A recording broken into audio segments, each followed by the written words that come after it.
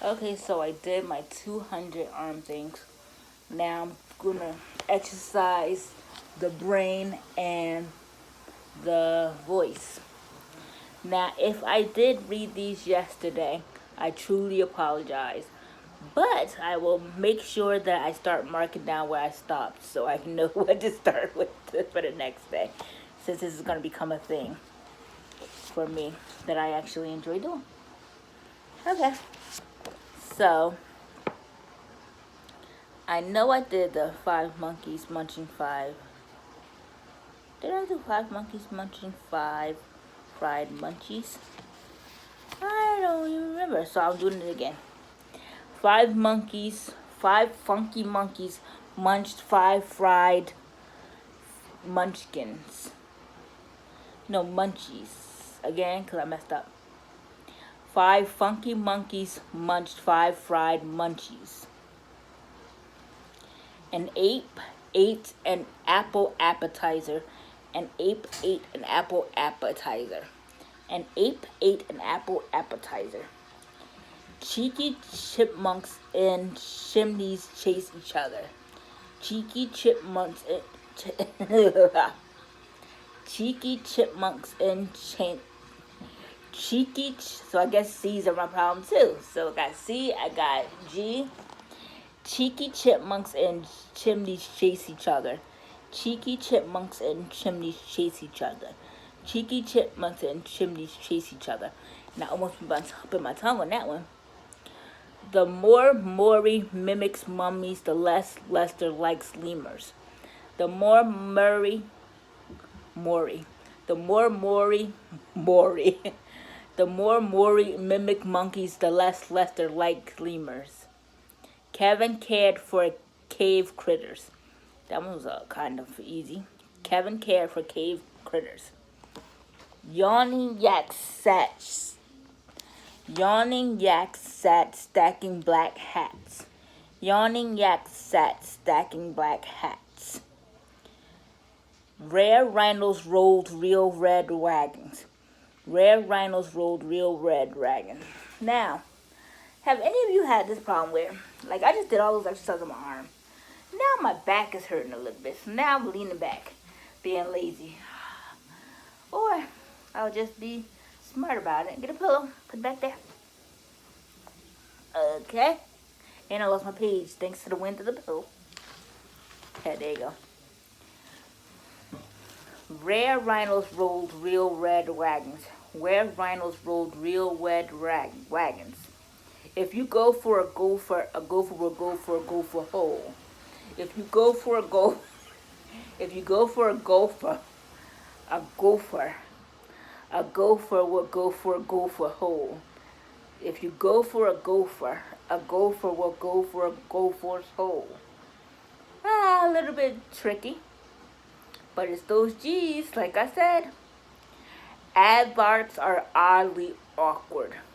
Aardvarks are oddly awkward. Many monkeys make maracas. Many monkeys make maracas. Many monkeys make maracas.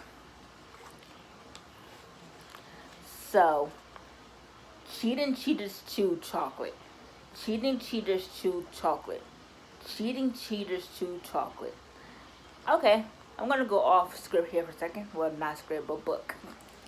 Today when I came home from my driver's training course at my rehab therapy place, they were doing construction in front of my apartment complex. The electricity people came and they had their trucks kind of blocking off the whole side of my street.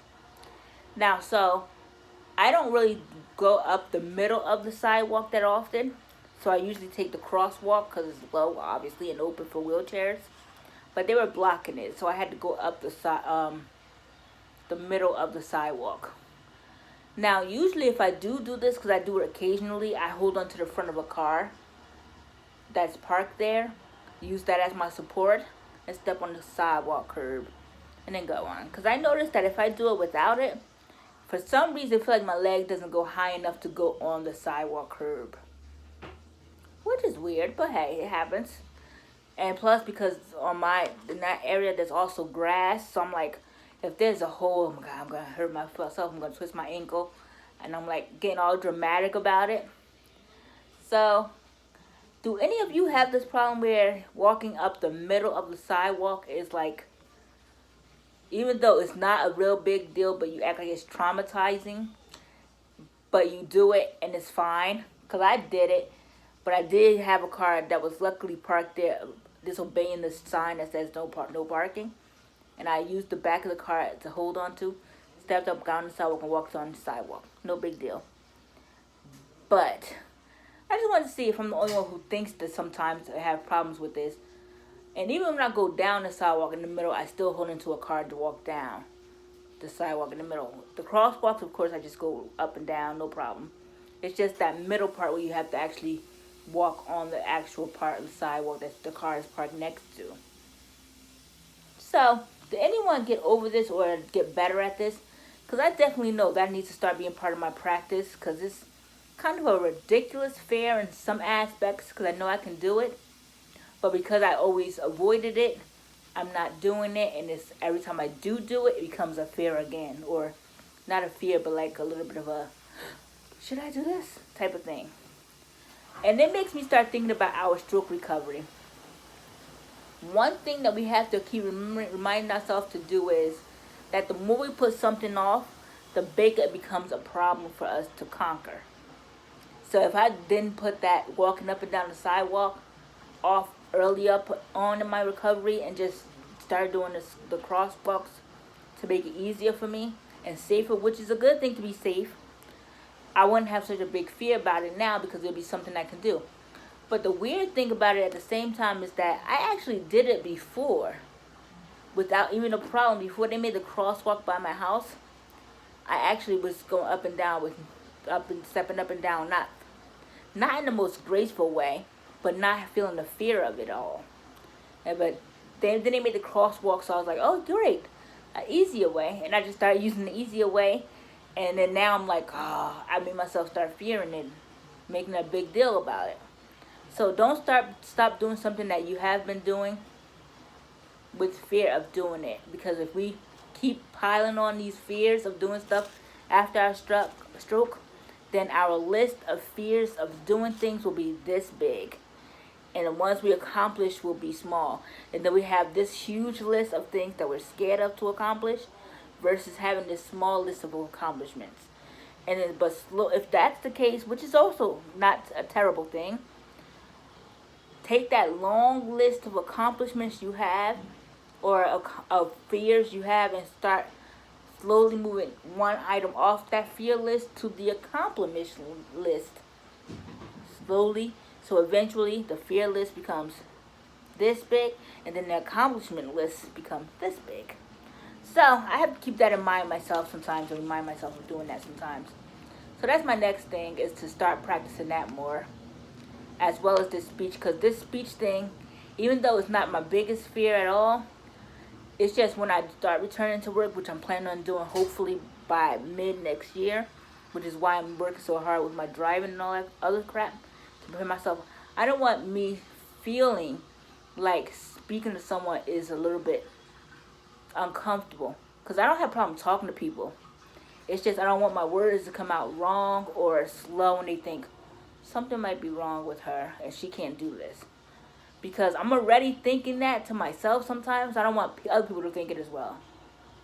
So that's what I'm just thinking right now. Now back to my tongue twisters. Okay.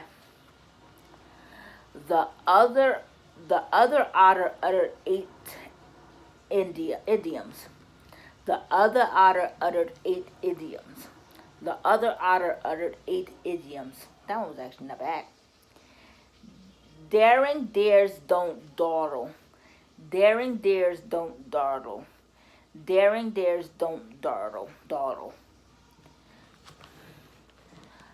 A tiny tiger tied a tie tighter to tidy his tiny tail. Whoa. A tiny tiger tied a tie tighter to tidy. Okay. Yep, that's my thing. A tiny tiger tied a tiny tiger tied a tie tighter to tidy his tiny tail. A tiny tiger tied a tie tighter to tidy his tiny tail. Oh, better. A tiny tiger tied a tie tighter to tidy his tiny tail. A tiny tiger tied a tie. Well, practice makes perfect, huh? Many moose mash moosh moosh. Many moose mash much moosh mush mush. Many moose mash much mush. Many moose mash much mush. Many moose mash much mush. I'm gonna get my daughter to do this one just to see how she says it because it's kind of funny and just to see the difference. Hold on, sorry for the rudeness. Alyssa, come here. I want you to say one of these tongue twisters for my people that will watch my video, okay? All right. Say this one. Many moose mash. Can you say it to the camera, please? Sure. Many moose mash much mush. Much mush. Mush. Say it again. Many moose mash much mush. Harder, not harder. Harder, not hard to say. In the middle. In the middle? Okay. See? And this comes from a little girl that's going to the 4th grade, and so she knows how to say it much better than me. Many moose smash much mush. That's easy for you. No, actually, I had to practice it like 17 times. Alright, this one. Wait, I don't skip, honey. I go next. Oh, this one, okay. Come on, can I do it with you? Uh-huh. Alright, let's do this one next. So we say it. I don't show them. I just say it now. I know. You ready? Wally Walrus watched his whiskers. So she messed up a little, guys. It's Wally Walrus washed his whiskers. That's what I said. You said watched. Wally Walrus washed his whiskers. Okay. Wally Walrus. Wally Walrus washed his whiskers. Wally Walrus washed his whisker. Wally Walrus washed his whiskers. Wally Walrus washed his whisker. Wally Walrus washed his whisker. Okay. All right. So guys, this will be my last one for my section today. And then I'll read some on my and then some on my her page. Okay. But then tomorrow, I promise you, when I read them tomorrow, I will know where I stopped from, so that way it can be fluid. Okay? And one more. Okay, do 2 more. Well, we're gonna do 2 more now because she kind of convinced me. So let's see what happens next. Okay? My video's getting long. A fox in socks balanced on. A fox in a fox in socks balanced a box on rocks. Okay. A fox in socks balanced a box on rocks. Okay. So apparently she does it too. A fox in socks balanced a box on rocks. A fox in socks balanced a box on rocks. A fox in box balanced a box on rocks. Alright, this is our last one, guys. And I know I told you also that my video wasn't going to be this long, and I do apologize that I went over 10 minutes on this one again. But as you can see, I like to talk as well as read and do my other stuff. So I apologize, and I will try my best to keep a good format next time. But then again, the randomness is kind of interesting and fun. But let me know if it's good or if it sucks for you guys, okay? Last one. Wait, like it, and like, let's see how many people like it, see how much people don't like it. Be truthful. Because we're gonna, like tomorrow maybe we're gonna check the likes, and if it goes over 20 likes, we'll do another video like this one. Okay. Well, that's what she says. But what I say is, let me know. Be honest, obviously, because your honesty helps me improve what I'm doing. It helps me improve my therapy and my recovery. So that's all. Thank you, guys. Last one. Hit it. Silent Sheila. Silent Sheila slinks. Silent Sheila slinks. Okay, so silently Silently Sheila Silently slinks. Sheila slinks. Silently Sheila slinks. Alright, that'll be all for today's video. All right, guys. Have a Hope good you guys day. enjoy it. I'll read a book to you guys on my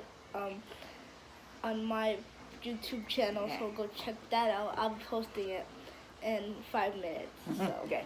Have a good day, guys. Continue with your recovery. Remember, no matter how big or small the task is, doing something with your affected hand helps to recover. And consistency is always the key. Repetition, repetition, repetition, as we have learned so far. Bye.